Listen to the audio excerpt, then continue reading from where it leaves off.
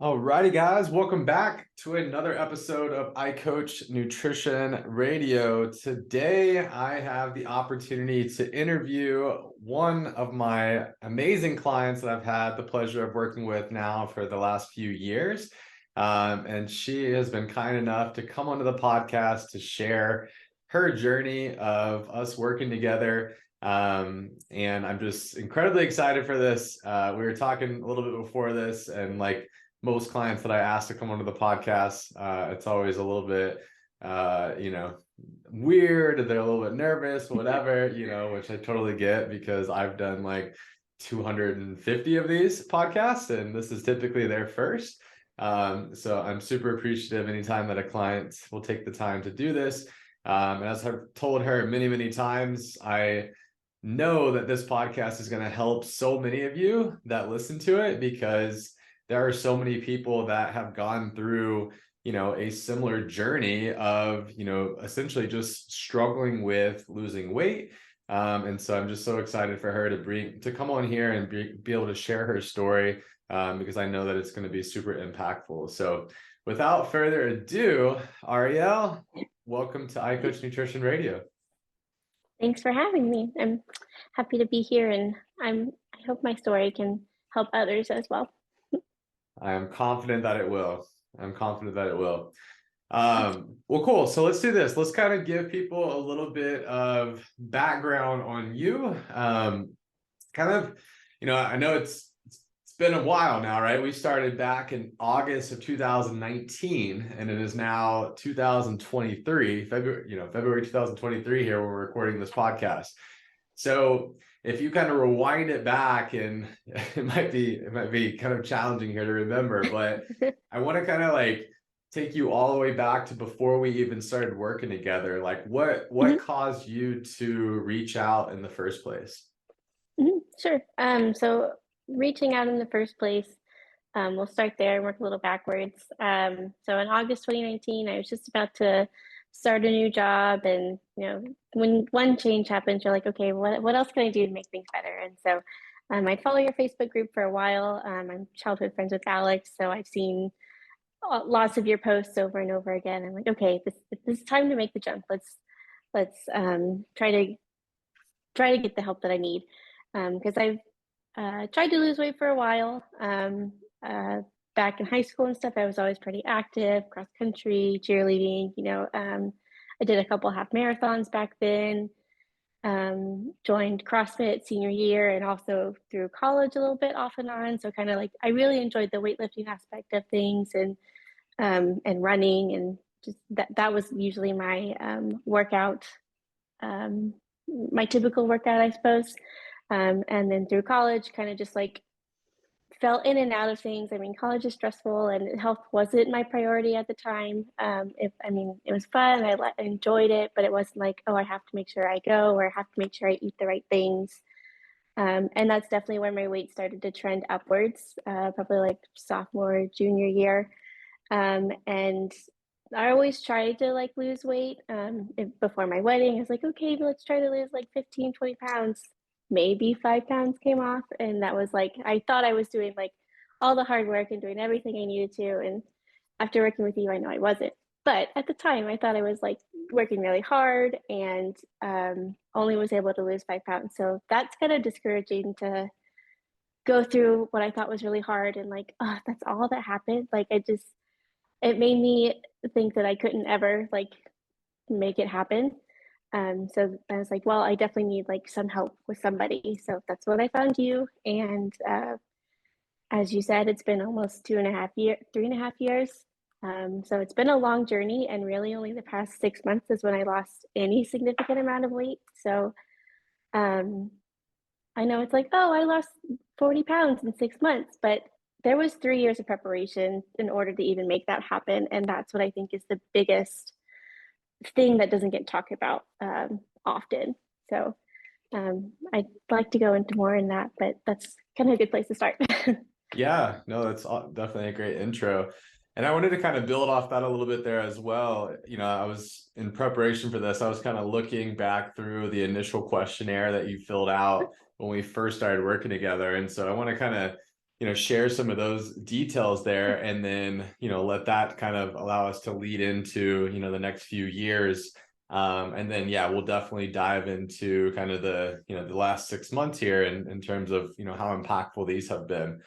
So, first off, you kind of like my wife, Alex, you definitely don't have height on your side, right? You're 4'11". Yep. Yes. So that definitely makes it challenging. And so when we first Yeah. started, right, you were 26, 4'11", 191, and you had a goal weight of 120, right?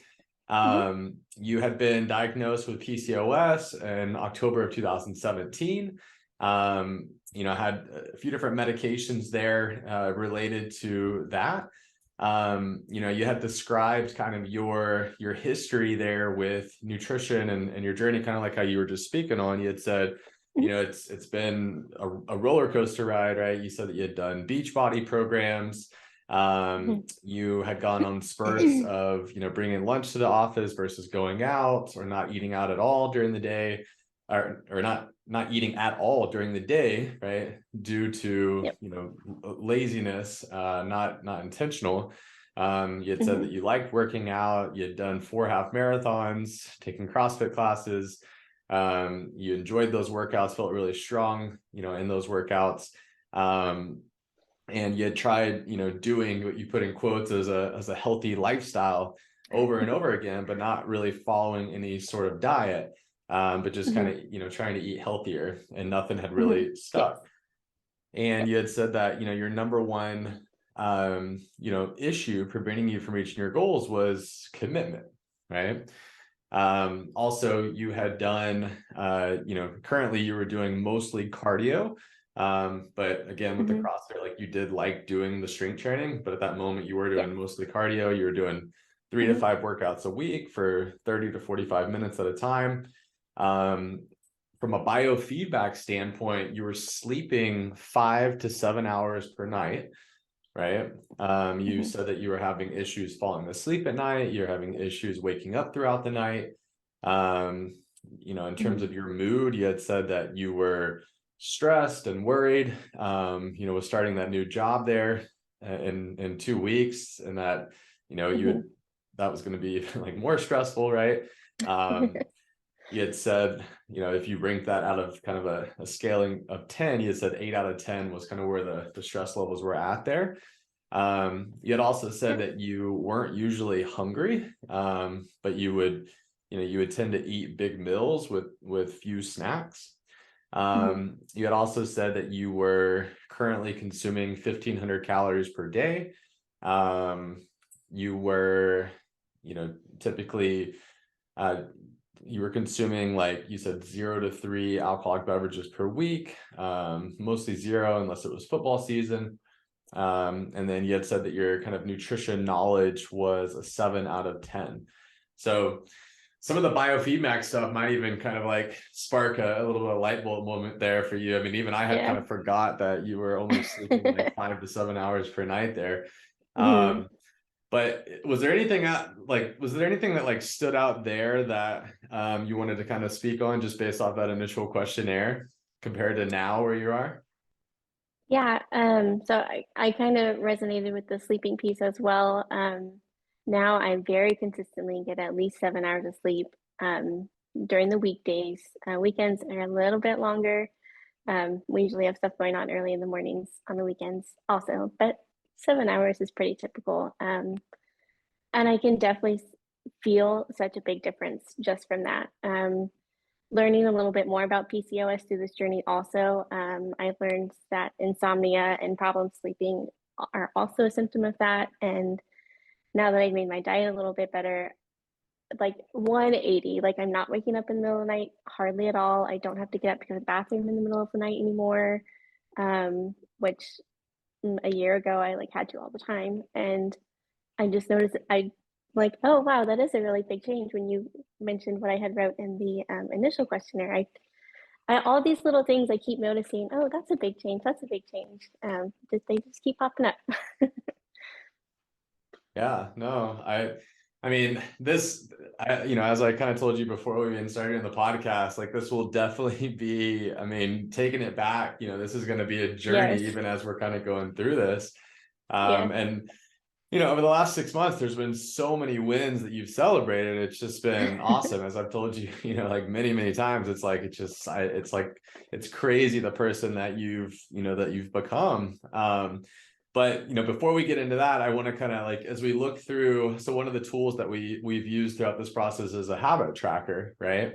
Mhm. And if we look into kind of the habit tracker piece, one of the things that's interesting from like a weight loss perspective is when we first started, we didn't even start tracking on MyFitnessPal. So knowing like, when we think about losing weight and how like, hey, if I'm trying to lose weight, like you really need to track your calories, you need to eat in a calorie deficit. Right. And we look into kind of like from a habit tracker perspective. So we started in August 9th of 2019. Mhm. We didn't even start tracking on MyFitnessPal until uh February of 2020. And that was when we just started tracking protein, and that was it.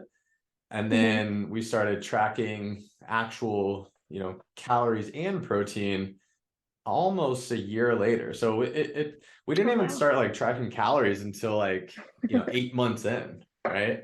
Yeah. Mhm. Um, and obviously there was, reason for this, right? Like if we think about from the Mhm. tracking perspective, like we've used different tools, the food picture log where you're taking Mhm. pictures of everything you eat and texting that to me, the habit tracker, MyFitnessPal. Can you touch on a little bit? Because this is something that a lot of people struggle with, Mhm. right? Is Yes. tracking, right? And Yes. I say it all the time, what doesn't get tracked doesn't get changed. Ultimately, just Mhm. because if you don't track, you just don't have awareness around what you're doing. So can you talk a Yes. little bit about just like, the evolution in tracking for you? I mean, now you are so consistent with tracking, you're a freaking rock star, but it took a long time for you Yeah. to kind of buy into the process, for you Yep. to like start taking tracking serious, if you will. So can you talk a little bit about that? Yes. Because I think that is something that so many people struggle with, whether it's seeing the value in doing it or just like not wanting to do it or Mhm. whatever it is. Can you kind of speak Mhm. on that? Sure. So when we first started working together, you didn't want me to do anything in MyFitnessPal, nothing. I was like, oh, okay. But we did the food picture log, and um, there was times I would go out to eat and like get Chick-fil-A or like go to Cheesecake Factory and I got a piece of cheesecake, and I was like, I really don't want to send this. So I wouldn't send it, which is also another big problem. But I definitely did that in the beginning. Um, but like like, hey, you didn't send me a picture of your dinner. Like, what did you have? I'm like, oh, I had this. Like, kind of shamefully, and mm, I should have still sent those pictures. Yes, you would have seen what I ate. It wasn't like an iCoach plate. It wasn't going to be perfect, but I still, out of integrity and honesty, should have sent those pictures. Once I got over that part of it, like he doesn't care what I eat. It's like it's all up to me what I eat. He's going to be encouraging and encourage that I eat an iCoach plate every time, but it's up to me. So once I kind of got over that little hump and that like quote fear of what you would think, um, big game changer.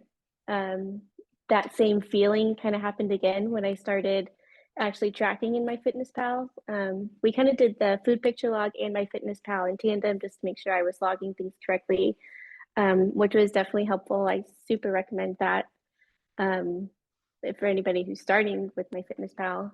There's a lot of things you forget, lots of little things that like, oh yeah, I didn't realize that, or yes, I should be adding that more. So I kind of went through that same um, process when I started MyFitnessPal also.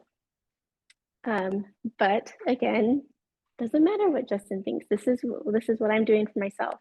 Um, Sometimes they're not great decisions. Sometimes they're great decisions, and that's just all part of the process.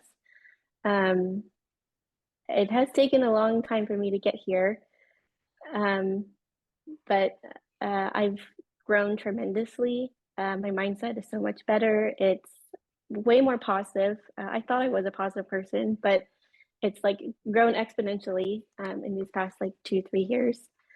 Um, and even after we stopped doing the food picture log and MyFitnessPal, I just did MyFitnessPal, it was still so hard for me to stay consistent with tracking. Like, you know, one weekend day, like, oh, we're at a party, or oh, we're going out to eat like 3 times or twice this weekend. And I wouldn't want to track that because I knew it was going to be really high. And again, just getting over that little hump, just getting over my internal thought process made me be more consistent with it. It took a long time to get there. If you look back at my habit tracker, there's like lots of red weeks. There's red months probably where I didn't track like a single time that whole month. It was just showing up for myself and making sure I was consistent. It just clicked. I can't. Nothing will change if I don't know what I'm trying to do. You know, you said something there that really stood out to me, which is the honesty and the integrity aspect of this, right? Yeah. Because at the end of the day, like, you know, I am an imperfect human being just like everybody else, right? I'm, Right. you know, even in this position of being a nutritionist or a trainer or coach or whatever, I'm not here to judge you, right? Like I'm Right. here to help you. You came to me Yeah. to help you, right? Yeah. But at the same time, you know, it's like you also came to me to hold you accountable, right? And Yes. to Yeah. get your results. And so like if I like never called things out or like, you know, Right. challenge you, then like you wouldn't grow. Yes. Um, but you know, I think for you, like you being able to get to that place where you were like, you know, like I talked about the idea of like that integrity bank account, right? And Hmm. every single time that we say that we're going to do something and we follow through with it, it's like making a deposit into our integrity bank account. And every single Yes. time that we say we're going to do something, we don't follow through with it, it's like making a withdrawal from that integrity bank account. And so it's like, Hmm. ultimately, what is your operating balance as you're moving through life? I mean, you've probably heard Right. me say that statement now hundreds of times, right? Because I Um, needed to hear it. I but needed you, that told to me so many times. yeah, for sure. And I think all of us do, you know, I think it's a great reminder for all of us. And I mean, that's one of the things that's definitely, you know, improved significantly over the last few years is the integrity with yourself, right? And it was never Yes. about me or, you know, me judging you or anything like that. It was about you like building up that integrity with yourself, because when we do that, well, what ultimately happens? You start to become proud of yourself. You start to become more confident in Hmm. yourself, and that Yeah. translates into every other aspect of your life, you know. Yeah. And I think that that's a really big takeaway here that I want people to really hear and to listen to is that, I mean, look, like you're doing this for you more than anything else, right? And so, Hmm. you know, like if we're sitting here and we're lying, or we're not sending pictures, or we're not logging correctly, or we're leaving things out or Right. whatever, I mean, you're just ultimately hurting yourself. And Hmm. you're doing a disservice to yourself. So you know, I think anybody that's listening to this or watching this, like, you know, like take that and learn from that, and don't, you know, don't make that same mistake, because it's so easy to do, right? Yeah. It's so easy to do. It's like Yeah. nobody's gonna know or whatever, Hmm. right? Like it's so easy Yeah. for that Yep. voice to tell us that. But it really is ultimately, it comes down to an integrity piece. And you know, if we can't have integrity with ourselves with doing something like this, then we're also going to struggle with having integrity with ourselves in other areas of our life. And so, you know, maybe that's relationally or professionally or whatever. And so this whole journey is not just about nutrition or fitness. I mean, this is a personal development journey working towards becoming the best version of you, right? Reaching your God-given Hmm. potential in life, which is a lifelong journey. Yeah. And so I think that honesty integrity piece is definitely so incredibly important. So I love that Hmm. you know, you hit on that. And I think that, you know, that's one thing that you have like 100% grown in so much over the last few years. And it's not that you didn't have integrity before, it's just that, you know, your integrity with yourself now, maybe you had you know, I would think that you'd probably agree with this. Like, I think you had a lot of integrity when it came to other people, right? But maybe not so much with Hmm. yourself. And Right. that's something that you've really, really grown in over the last few years. And it's been really awesome to witness your growth in that. I would definitely agree with that sentiment. Like if I told somebody else I'm going to do something like, hey, I'm going to do laundry tomorrow. Hey, I'll get this to you by the end of the day. Like, yes, I had a lot of integrity for that aspect, but with myself, it's like, oh, I'm only hurting myself, but you're only hurting yourself. Like that's the most important thing. You need to take care of yourself. You need to make yourself better. And so when that finally changed is when I was like, oh, I really need to help myself more. Yeah, I love that. So if you think about, so one of the other things, like when we did start tracking on MyFitnessPal and started tracking calorie intake more consistently, talk to me a little bit about kind of this, because this is another thing a lot of people struggle with is being on when they first start tracking, they realize, because I even had a note there in the beginning, it was like you would typically undereat during the week and overeat on the weekends, right? Yeah. And so Yeah. this is something that's very, very common with clients, Hmm. especially when you're trying to lose weight. And ultimately you start tracking and kind of realizing that you're on like this, calorie roller coaster ride, if you will, Right. right? Yes, So definitely. talk a little bit about that in terms of kind of that battle and that struggle of the under eating during the week, overeating on the weekends, and just Hmm. ultimately kind of being on this calorie roller coaster ride and what it took to get more consistent with your calorie intake. Hmm. Yeah, I was definitely on a calorie roller coaster in the beginning. Thought I was doing really well during the week, and then weekends it's usually more social, and you go out or you go to different parties, or it's like an all day thing, and calories just naturally go up on the weekends. And usually doesn't balance out very well, even if you look at it like over across a week. It usually doesn't balance very well. So um, a little some of it is in integrity with yourself, telling others, hey, I'm trying this, I want to do this thing for myself. Can we go to a new place? Can we stay at home so I can make my own things, um, or any scenario like that? It's more standing up for yourself and that confidence for you to do what you need to do. That was a big change in the last 6 months. I mean, I tried to do it over the past 3 years, and uh, it's hard when it's like all social and you want to go out and do things. You want to have fun. You want to go out with people. I'm not saying I don't do that now. I still do have fun, but it was a bigger change when I started this dieting phase. It was really intentional the first 2 months. I'm like, okay, I have this a little more under control. So now I'm a lot more confident when I go out to eat. I don't over engorge myself when I go out to eat, or I'm not at home. I just find things that I know I can have, and that's the change that's happened in the past 6 months. Yeah. Yeah, and you're definitely a lot more, intentional with like the planning aspect, right? I mean, Yes. being more Yeah. proactive in your approach. If when we Mhm. first start this journey, typically we're in very much so like a reactive place with our Yes. nutrition and fitness and just what it means to live a healthy lifestyle. And, ultimately, like if we're struggling with, accomplishing a goal like weight loss, we really can't be reactive. Like we really have to learn Right. how to get into a more proactive approach, because like there is going to take a lot more planning, right, in order to Hmm. start to improve upon your habits.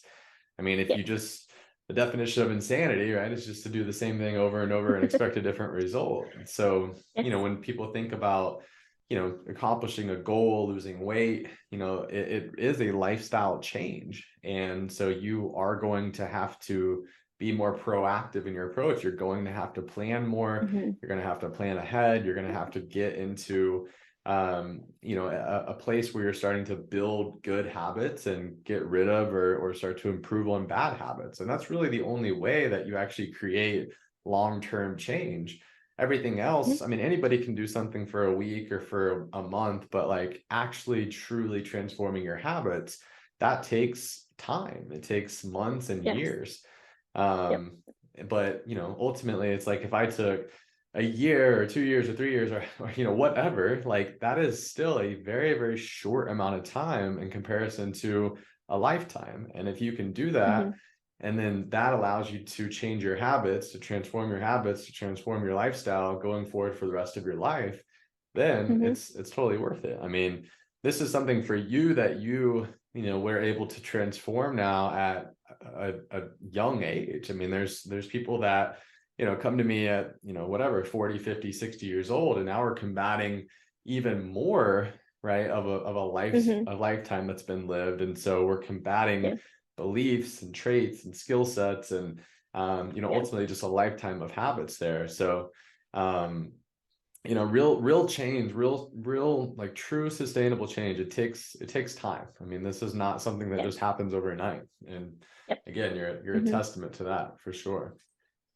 um so one thing I wanted to hit on too, when you think about, so if I look at you know, some of these things here that kind of help us with our overall nutrition, right? You know, if I looked at the first week of you tracking on you know, the habit tracker, and more specifically here with like protein intake, your first seven data points here are 56 grams of protein, 29 grams of protein, 57 grams of protein, 78 grams of protein, 59 grams of protein, and 84 grams of protein. So like if you think about that, right, and then you think about, if I scroll back here to, you know, the last 7 days, 136, 112, 114, 124, 134, 131, 126, 136. Like, can you talk a little bit like what has, you know, a lot of people when they think about protein, they're like, oh my gosh, if I, especially women I work with, if I start eating protein, I'm going to Hmm. become some bulky bodybuilder or whatever, right? Yeah. Like what has prioritizing protein done for you since you've started to make this more of a priority? You know, once you started to build more Hmm. awareness around the importance of it, like what has it actually done for you? It's allowed me to eat more.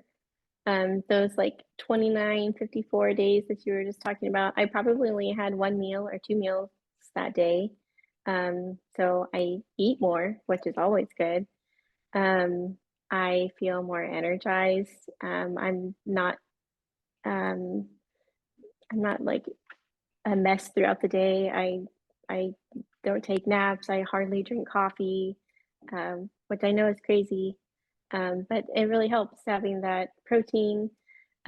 Also with that little carb added in there, it definitely gives you energy. And I didn't ever like think too much of it. I'm like, oh, whatever. Yeah, it helps that person. But once you do it, it really does make a difference. All of my journey has been kind of like that. I'm like, oh, that could never happen to me, or oh, I would never feel like that. But being on the other side and putting in the work to make sure that that happens, yeah, it does feel really good. And it just, I wouldn't have ever known it unless I did it myself. And it was a lot of hard work, but I genuinely feel so much better than I did 8 months ago. Yeah. Well, and you're probably, I mean, you're probably a lot more, you know, satiated, prioritizing Hmm. protein intake, right? Yep. And you know, you build a lot more like balanced meals, Hmm. your strength training workouts and Oh, building yes. muscle has gotten so much better. Yes. You know, you know, like, I mean, and we could even include kind of the vegetable and fruit side of this as well, but ultimately like protein and fiber, those are the two things that help us to feel satiated. And if you look at Hmm. America as a whole, you know, it's like, I would argue most people don't eat enough vegetables and fruits, and most people don't eat enough protein. And so therefore, you Definitely. know, they come to me and they're like, oh, I have all these cravings. I crave sugar all the time. I always Yeah. overeat. Right. And so if you're never eating an adequate amount of vegetables and fruits and getting that fiber, you're never eating an adequate amount of protein. Well, you're never going to actually feel full or feel satiated. And so you're going to constantly find yourself overeating. So I Yes. think those are Yeah. things that have definitely, you know, stood out there for you for sure. Hmm. Um, so kind of building on that, like from a workout standpoint, if you think about so this would be two-sided. Number one, If we look back into just kind of your, the non-exercise activity side of this, right? So this would mean like Hmm. your step count, right? And how many steps that Hmm. you were trying to walk per day. Hmm. I think, where are we at here? I was trying to look and see. So do you remember like how low? So I think what like one of our first focus items was to like get 5 walks in per Hmm. week, right? And I don't think Hmm. okay, so here it is. Yeah, your steps were at like 4,000 steps per day, right? Hmm. Yeah. And then now how many steps do you get per day on average? Like 9, 10,000 easy. 9, 10,000. So you've Hmm. definitely got like a lot more like active. You definitely like got a Yes. lot more like much more out of this like sedentary lifestyle. Hmm. Not even, with the workout side of it too, but just even with that non-exercise activity. Hmm. And this is, you working from home now in comparison to before where you weren't working from home. Right. So like can you talk a little bit about like we'll build on that also with the workout side of it. I mean, I think you're Sure. like if you look at your workouts now, I mean, you send me workout videos of you so that you can get feedback on form and technique and intensity and like your training, you've gotten so much stronger, like you've gotten so much more confident in the gym. Like, can you just like reflect Hmm. back on where you're at from like both your exercise and your non-exercise activity compared to where you Hmm. are today? Sure. So we'll start with the non-exercise activity. Um, it um, Mostly getting in the walks was a big game changer. Only like 5 or 10 minutes each time, just like spread out throughout the day. We started working together right when COVID happened. So we were all working from home, so it was a little bit easier just to get out randomly and just go out for little walks. But in Texas, summers can get pretty hot, so it's a little bit harder to get the steps in the summer. So I would just like add them to the end of my workout or something like that to make sure I was like getting in some steps. Um, Again, with that though, I definitely like was up and down with my step count all the time. We would like put goals for like 5,000, 7,000, 8,000 steps, and like I would maybe get it once a week. So it is something that I've been working on for 3.5 years now. And I'm like finally at a good spot for it. Um, One of the biggest things, I know it's silly, but I got a walking pad for under my desk, and that has like tremendously helped. I work from home all the time. My company's not even based in Texas, so I never have to go into the office. I'm always here, and I I've just been using that walking pad for about 4 months now. And so in that 4 months, I have lost weight also. And I noticed like last week or so, like my miles per hour on the walking pad has like gone up by like zero point 0.6 miles per hour. So, and I like don't even work up a sweat at all. Whereas when I started using it, I was like 30, 40 pounds heavier. I definitely worked up a sweat just for 30 minutes on it. And that makes me a lot more confident that, oh, this is really changing my body. This is really helping me. I can do things now that I wasn't able to do before. Even when I thought I was like, oh, I can still do everything. I can pick stuff up off the ground. I can bend down. Like I'm not that bad. But being on the other side, I'm like, oh my gosh, why did that happen? I love that. Yeah. I mean, I say it all the time, it's like most people don't know how good they can feel until they actually start feeling that way. Right. And that's Yeah, a perfect example of that right there. And, yeah, I also think that, on that point too, it's like we have to celebrate the little wins along yeah, the way of this journey because the little yes, wins add up to the big wins. And if you don't celebrate the yep, little wins, you will never celebrate the big wins, right? Because they just won't, there yes, won't be that compounding effect. They won't stack up, they right, won't add up. yeah, yeah, And so, I think especially here over the last, 6 months, you've done a really, really good job at highlighting the little wins. And I think like the check-in form that we've used and allowing you to really assess your own week, before we even get on our coaching call has hmm, definitely helped you to do that. yes, Um, yeah, But yeah, I think those are two, components there are that really important for people to hear and to make sure that they're prioritizing in their journey. So that's on the Mhm. non-exercise side of it. And then on the workout side of it there, kind of talk about that aspect. Sure. So before we started working together, the most recent workout program I was doing was Beachbody stuff. So it's like all planned out, all made for you, which I really liked that. I didn't like having to come up with my own workouts. And so working with you, you come up with your own programs. I tailor the weight to myself, but I do all the same workouts that all your other clients do. And they're different every week. I enjoy them. I enjoy strength training a lot. And so all of your programs have that's a big component of them. There's some cardio, which is always good, and always to make sure your stamina is good. But I really enjoy the strength training aspect of it. Um, when we first started working together, um, I didn't realize how weak I felt. Definitely grew, definitely strengthened that first year or two. And then I kind of stopped working out a little bit, some family things going on, and just wasn't really into my nutrition and health at the time. So I definitely felt weaker when I like came back to working out. But since then, I've definitely been growing stronger. I still enjoy all the movements. I thought it was going to be weirder to take videos of myself at the gym and send them to you, but the first time I did it, I'm like, oh, nobody else cares what I'm doing. This is for myself. I need to make sure I'm doing the movements correctly, and so I'm not hurting myself. And you always give good feedback that I implement on the next time, um, and I really enjoy that. Um, but yeah, it's still like everything else in my journey. It's been up and down, but now it is at a good, consistent place. Love that. Is there any like lifts specifically where they're like most notable? Like you're like a back squat or a deadlift or a bench press or like any of these lifts that you're like, I've gone up, I've gotten this much stronger on one of these lifts. Is there anything that comes to mind there? Not in terms of weight exactly. I'm sure I'm doing these heavier than I ever did, but Bulgarian split squats, I used to hate doing those. Like I didn't even want to do them when I saw that they were on the workout list for that day. But now I do them every week, and I'm like, dang, I'm getting really strong, and I just feel a real big difference with that particular lift right now.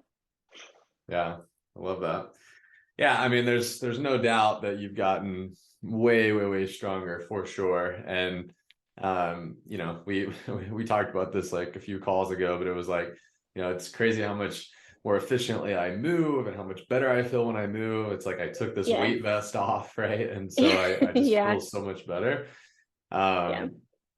So I mean, we could like this podcast could be 3 hours long. I want to definitely respect your time here. So let's fast forward a little bit here into Yeah. there was a lot of, like you said, there was a lot of starting and stopping and starting and stopping. And, really like if we think about the first, so if we really think about from, August 2019 all the way until, um, about 6 months ago, like weight was pretty much the same, right? There really Hmm. wasn't, weight loss, very, very minimal weight loss.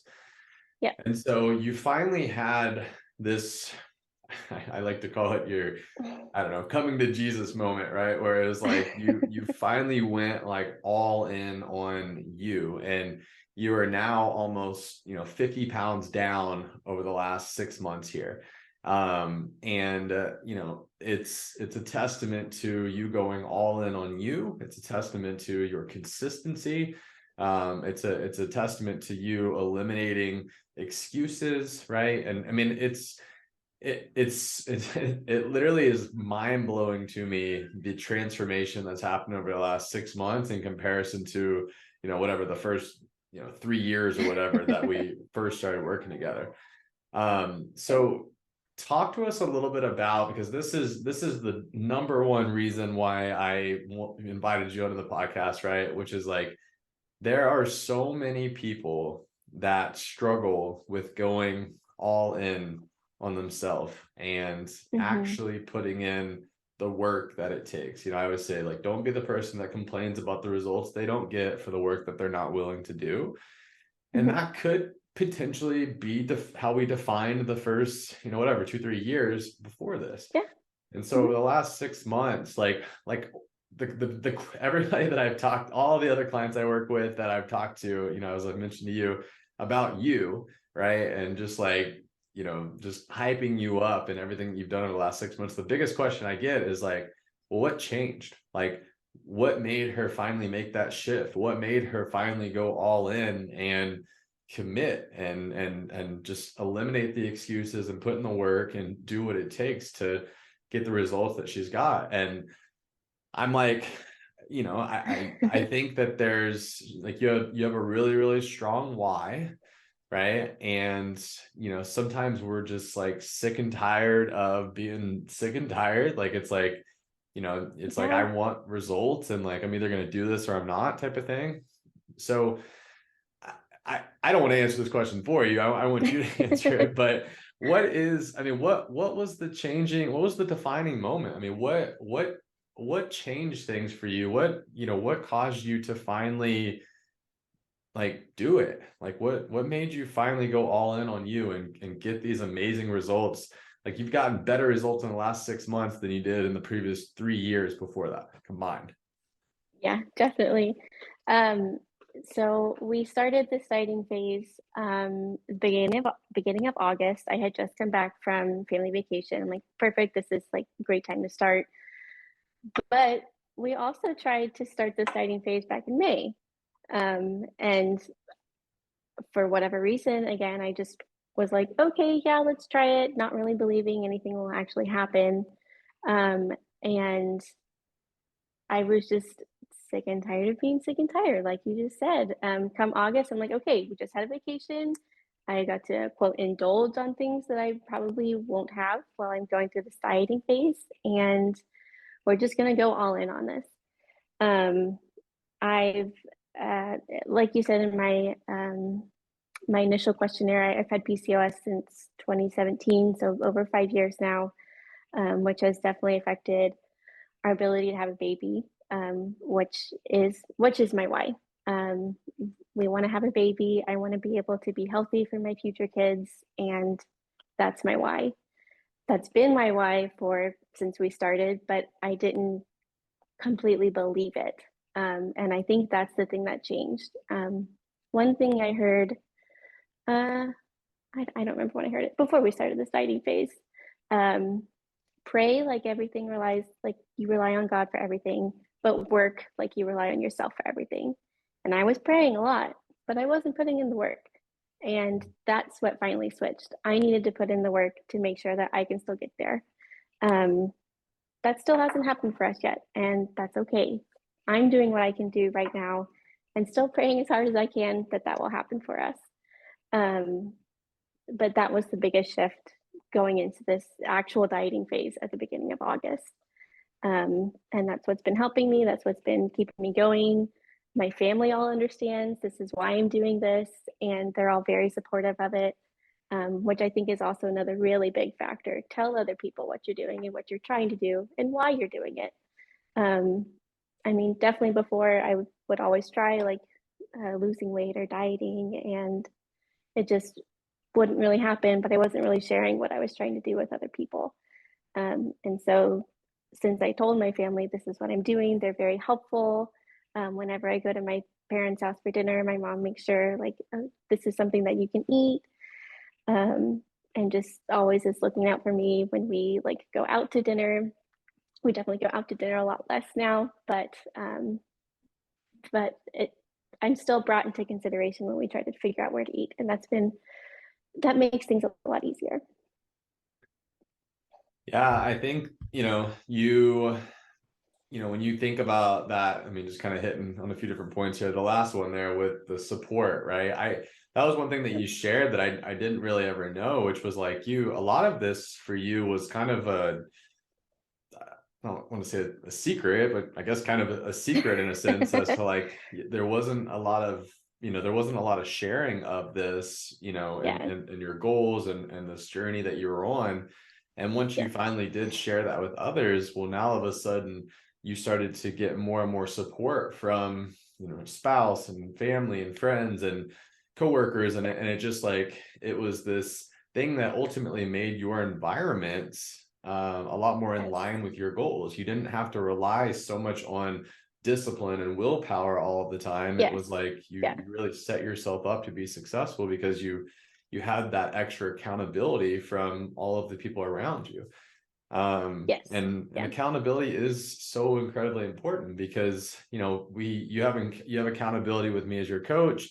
You have accountability with yourself through using these tracking tools, but ultimately we need as much accountability in our life as we possibly can to make us succeed, right? I mean, the more accountability that we have, the more successful we're going to be because we're constantly getting checked in a sense, right? Like there, Yeah. like the less you can hide, the less that you can, lie about, or the less that you can not follow through with, or the less that you can Right. make up excuses for, or whatever. It's just like Yeah. it's accountability is what connects the knowing to the doing. And the more people that know about your goals and what you're trying to accomplish and why it's important to you, the more successful you're going to be. The more you're giving yourself a chance to be successful.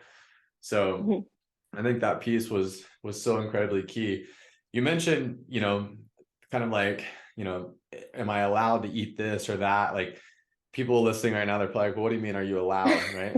So a big thing for you was, and this was kind of, we had talked about this, but this was also something that, then became a recommendation from your doctor in relation to Mhm. PCOS, which was, trying a strict paleo diet and kind Mhm. of the potential benefits of doing that and related to blood sugar and insulin and just with PCOS and that being something that has worked really well with individuals with PCOS. And so, um, Mhm. there were there were a lot of challenges in this because not only is it challenging to eat strict paleo, you also did, I don't know, what, half of this dieting phase through the holidays as well, right? And Yeah. so talk to us a little bit about like the journey of, like, first off, making the decision to follow strict paleo and how you were able to navigate that and make that part of your lifestyle and be successful with it along through these last 6 months and through the holiday season there as well. Mhm. So I've known for a while that the paleo diet is helpful for PCOS, but I also know that people who haven't gone on it have been successful in getting pregnant and everything like that. So I'm like, well, let me just try to eat healthy and see how this goes, or let me increase my exercising, my workouts, and let's see how that goes. And so that's kind of what the past 3 years were kind of. I'm just trying to get healthy.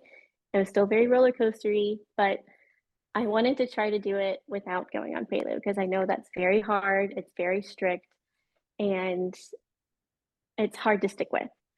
Um, after a couple of after a couple months of doctor's appointments, once I started this dieting phase in August, um, again, we're still unsuccessful in getting pregnant, and my doctor said, "Let's try the paleo diet." Like, okay, I'm already dieting. This is probably the best time to start doing it. My husband was actually out of town that weekend, so I like did all this research. I talked with my cousin, who knows about the paleo diet very well, and asked her for recommendations. Where do I start? And then she also offered to help to do this with me, so she's on the paleo diet as well. So we kind of shared recipes. We learned little tips and tricks about it. And so again, that accountability, that support, that helped when I started when I started strictly going paleo. Um, so I when I started going on paleo, I was like, okay, let's go a month. Let's see how it goes. And a month goes by, I'm like, okay, like I still have lots of big cravings. I really want a Dr. Pepper and some queso, and I can't have that, but let's just keep going. And when I started, I'm like, okay, 3 months. Let's give it 3 months and see how it goes. Well, 3 months took us to at the end of the year or end of November. So which means I would have had to be on paleo through the holidays. I'm like, oh my gosh. Thinking about it when I started, I'm like, there's no way I can do that. There's absolutely no way. After 2 months of it, I was like, I can do this. And I started looking on Pinterest for like holiday paleo recipes. Found a great cauliflower mash recipe, found a great cranberry sauce recipe, everything that I could have, rolls. And I brought all my own food to Thanksgiving because I knew I could eat it. And my cousin who was sitting next to me at Thanksgiving, he's like, your plate looks just like mine. I'm like, I know, but I can eat it. And that's what matters. So yes, that took a lot of planning. And I prepped like a week before, making sure I had all the stuff. I knew all the recipes, but it completely paid off. I didn't have to veer off of it during the holidays. I didn't feel bad that I wasn't eating what everybody else was eating. I stuck with it, and I truly feel so much better. My insulin numbers are way down. I'm no longer pre-diabetic. My blood sugar is completely fine. Um, I need to get my cholesterol numbers checked, but I'm sure that's better too. And it definitely helps. I'm not as bloated, or I don't, my face isn't as inflamed as it used to be, and just huge differences. And it, this diet is really helping with my body, and so I'm sticking with it. At the end of the dieting phase, I thought I was going to be like, okay, we're done. Well, let's just eat regular food, but I can't bring myself to eat regular food. When you talked about like discipline and temptation, um, I I am being disciplined, but it's not hard to be anymore. Like we go to Cheesecake Factory and other people eat a cheesecake. Well, I bring my little chocolate bar that I can eat. Or I bring like a homemade muffin that I made, and I'm like, okay, I'm eating this and you're eating that, and that's fine. I feel very satisfied with what I'm eating, and you can have whatever you want. It doesn't bother me. I mean, it's amazing. It was amazing to see, like again, just like seeing what you were doing, especially during the holidays, especially like, I mean, you just eliminated all excuses, and that was something that Yeah. you hadn't done for, the years before that. And so it was Yep. just like, I mean, continuously just like mind blowing to me week after week after week. I'm just like, who is this person that I'm talking about? Like, where is Ariella? Like, what happened to her? Yeah. Um, but you mentioned something in terms of like how you felt and how it was making you feel, and like just wanting to really nourish your body, and Yep. make sure that you know that like eating a paleo diet is something that makes you feel really really good. And with you really trying to prioritize your health and making sure that you're the healthiest Ariel that you possibly can be, to put yourself in the best position possible to get pregnant, like again, like you have this very very strong why. And when you Mhm. have a very strong why, it leads you to do these things, and to really put yourself first and to prioritize you. Mhm. So I think it's amazing. Clearly, your body has responded, very, very well to, Yes. doing a strict paleo diet, and it's also influenced so many other things too. I mean, like obviously doing strict paleo, there's the benefits that come from it, but it's also influenced just your overall nutrition in general. I mean, when you're Yes. not eating strict paleo, it's so much easier to not eat healthy, right? Yeah. So I mean, it affects everything. Yes. um Yeah. but one thing, I because I want to start kind of highlighting some of these more recent wins. Sure. Here at the beginning of the year, you had said, my mindset has been so much better than any previous year. I can actually envision more changes happening this year. Since I've never done a weight loss phase like this before, I've never known or thought that I could do it. But being on the other side, I now know how much further I can go. I'm very happy with the results I've seen, the compliments I've received from family members, and my overall mindset to this new way of eating. Also, you had the switch here, right, with per your recommendation from the doctor, and because of the weight loss that you've accomplished, that you were able to get off metformin. You switched Mhm. on to berberine there. You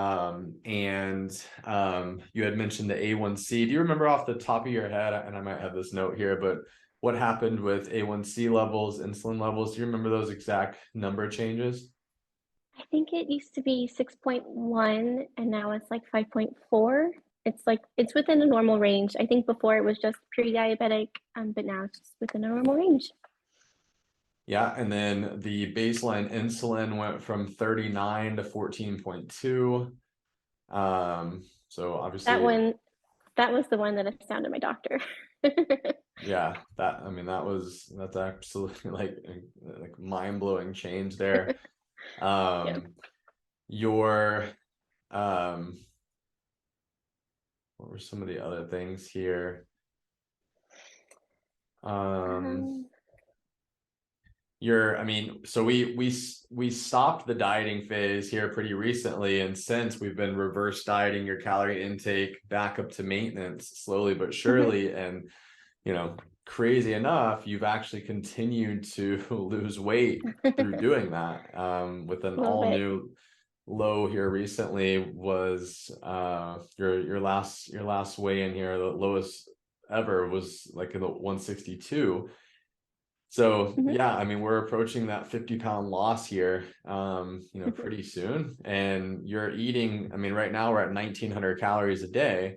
mhm. And so we've increased that we finished off the dieting phase at 1400 calories, right?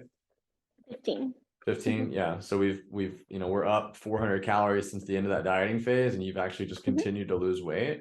mhm, Um, so, I mean, there's been so many amazing wins that have happened, you know, like throughout this whole journey, but especially here, over the last 6 months or so. And it's honestly, and again, like I've been just mind blown because I say that because, again, it wasn't like this was the first time we tried to lose weight or first time to do a dieting phase or whatever. It was mhm. like this was the first time that you truly went all in. And so, Yeah. after whatever 2-3 years or whatever, I mean, I always believed that you could do this and that you could accomplish this goal. But like anyone, I mean, I also had gone through kind of the journey of like starting and stopping like with you, right? And so it Mhm. was like through the beginning of the dieting phase, it was almost kind of I was so shocked because I was just like waiting for the old REL to show up, and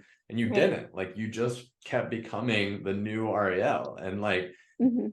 you never stopped, you never quit, you kept putting in the work, and like here you are. And it's just, I mean, again, it's like it you are literally a completely different person. It's so cool to see, because Yeah. I always know this is possible in clients, right? Like I know that they have the ability to transform their body and transform their life. um Mhm. but it's like it's the hardest part about coaching is getting like you to see that, right, and you to Yes. believe that. Yeah.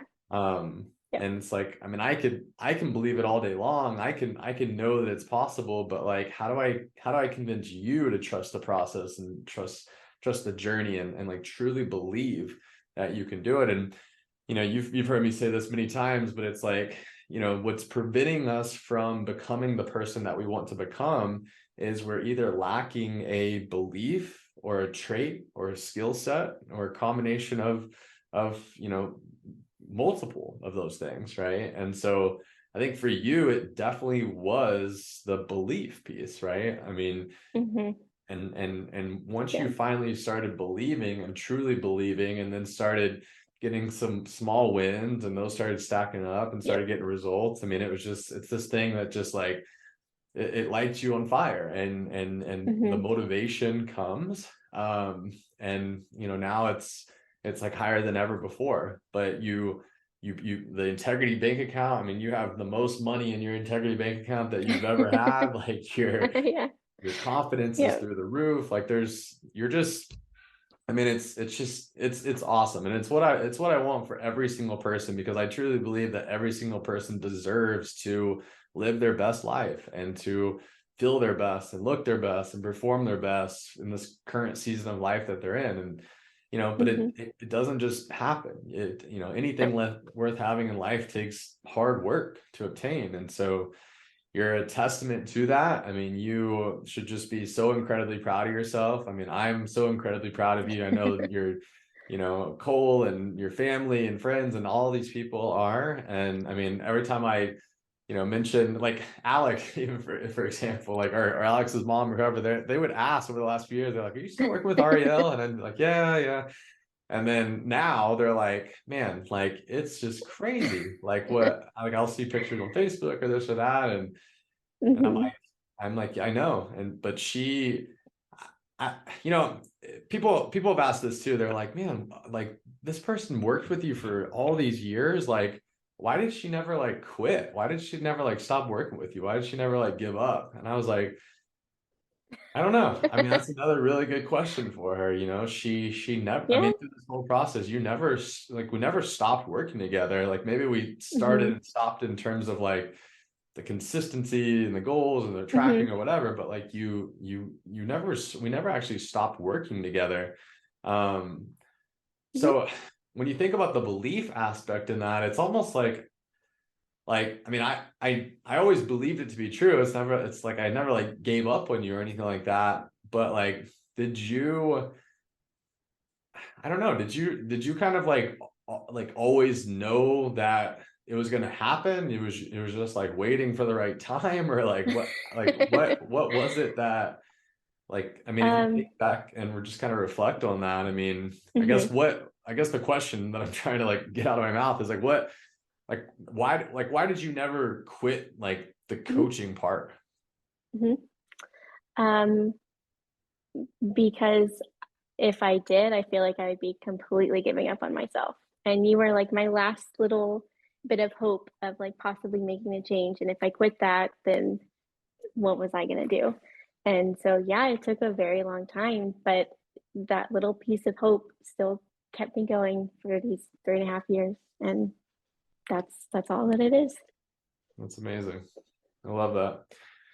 So I want to, again, I could do a 3 hour podcast with you very easily. It's already been an hour here, but I want to respect your time, and I want to, I guess, just like, is there anything, like, I have one more question, but is there anything that we missed that you want to make sure that gets shared with, with the listeners here, about your journey since we started working together?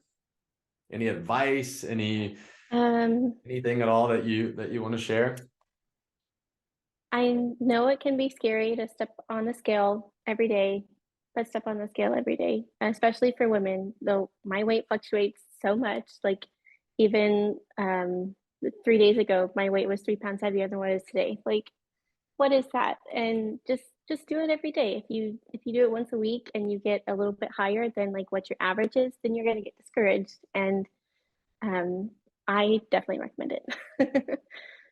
Well, and that was something that when we first started was definitely a huge battle. I would say it all the Yeah. time. It's like the scale does not define you. It is literally a piece of plastic or metal with batteries in it. Like, don't give it that. It does. It should not define you and your self-worth or any of these types of things. Um, but it's a data point. It's a data point that, if you will treat it as just a data point, if we think about Yes. this habit tracker and all these habits that we're tracking, it can't hold more value than your consistency in any of the other habits. It's just ultimately a data point. And so if we look at, if we got all of these data points here over the last, 3 years or whatever, and put them into a graph, right? It's Mhm. up and down and up and down and up and down and up and down. It changes daily, right? And you've Yeah. learned more about like just like, weight fluctuation and how it can be affected by all of these different things. But Mhm. ultimately, like the trend of almost 50 pounds down here, there are so many ups and downs along the way. But really, Yes. none of that matters now because you're almost 50 pounds down, right? It's like the Yeah. daily changes you could care less about because you've seen the weekly and the monthly and the yearly trends, and that's Yes. ultimately like, what actually matters. And so, yeah, I mean, the Mhm. scale is something that so many people battle with, and most people avoid the scale, and most people don't want to weigh themselves in daily. Most people are like, oh, I'll do it once a week or once a month or whatever. but that, it's just not really a great way of going about it, because it could be a high day or a low day. And if you're only doing it once a week, it's really hard to look at those trends. And when you do it daily, you have daily accountability. And you're also able to really assess and track the trends there. So yeah, I think it's a very, very important data point to track if you're trying to lose weight, for sure. It's kind of like, I always compare this stuff to finances, right? It's like, if you check your bank account, like you have a financial goal and you check your bank account every single day, I promise you're going to start to build awareness around your finances, right? Or if you have a spending problem or whatever, right? Like you're trying to build, whether you're trying to build good habits or get rid of bad habits with your finances or with your health, like tracking is so incredibly important, because if it doesn't get tracked, it doesn't get changed there. So the final question that I want to kind of ask here is, there are a lot of people that, they listen to this podcast, they follow on social media, maybe they're in the Facebook group, maybe it's not even anything that has to do with me, maybe they're following other coaches or whatever, right?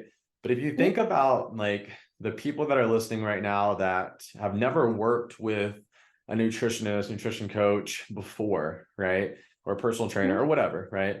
And they have a goal that they're trying to accomplish and they're struggling with accomplishing on their own.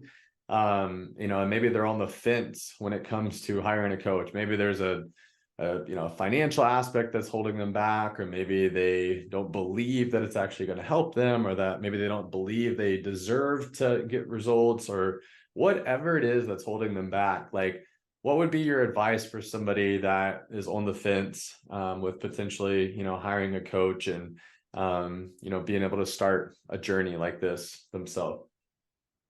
Sure. So I think your Facebook group is a very good place to start. You share a lot of valuable information that anybody can access, and so for someone who financially it's hard to hire a nutrition coach, that's a great resource.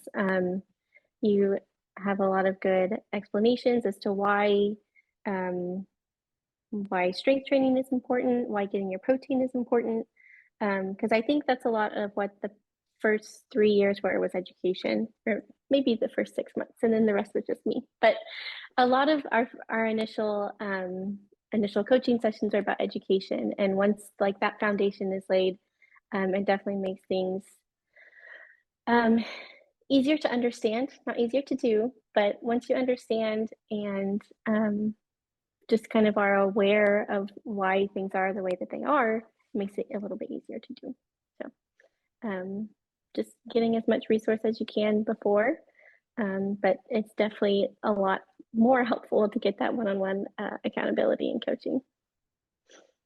Yeah, I love that. Yeah, I mean, I always say, really coaching is it's getting the accountability, the Yep. support, the education, the tools. I mean, those are really kind of the four components of, what you're investing in. And, it's 2023, like it is information overload. There's a million different people out there saying a million different things. Like there's so much Yeah. information out there.